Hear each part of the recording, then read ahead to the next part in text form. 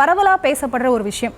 அண்ணாமலை தலைவராக இருந்தப்ப பாஜக இருந்த செயல்பாடுகள் இப்போ நயினார் நாகேந்திரன் தலைவரானதுக்கு அப்புறம் இல்ல, அது குறைஞ்சிருச்சு அப்படிங்கிறது மாதிரியான விமர்சனங்கள் எழுது. இதை நீங்க எப்படி பாக்குறீங்க?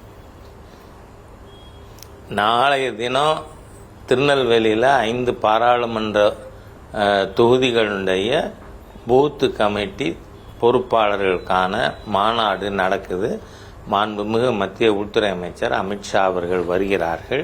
ஆகவே பாரதிய ஜனதா கட்சியினுடைய செயல்பாடில் ஒன்றும் தொய்வு இல்லை. நீங்கள் பார்த்தீங்கன்னா இதை நாம் தொன்று தொட்டு பார்த்துருக்கோம். மாண்புமிகு முன்னாள் பிரதமர் அடல்ஜி அவர்கள் மென்மையானவர், ஆனால் துணை பிரதமராக இருந்த திரு எல்கே அத்வானிஜி அவர்கள் கடினமான போக்குள்ளவர்கள். அப்படியெல்லாம் கிடையாது. நாம் கட்சி என்ன முடிவு செய்கிறோமோ அதை ஒவ்வொருவர் அவருடைய பாணியிலே வெளிப்படுத்துவார்கள். அதை வச்சு வெளியில் ஊடகங்களில் பொதுமக்கள் மத்தியில் உருவகப்படுத்துகிறார்கள். அந்த மாதிரி தானே ஒழிய பாரதிய ஜனதா கட்சியின் செயல்பாட்டில் எந்த தொய்வும் இல்லை என்பதை 24 மணி நேரத்தில் நாம் திருநெல்வேலியிலே பார்ப்போம்.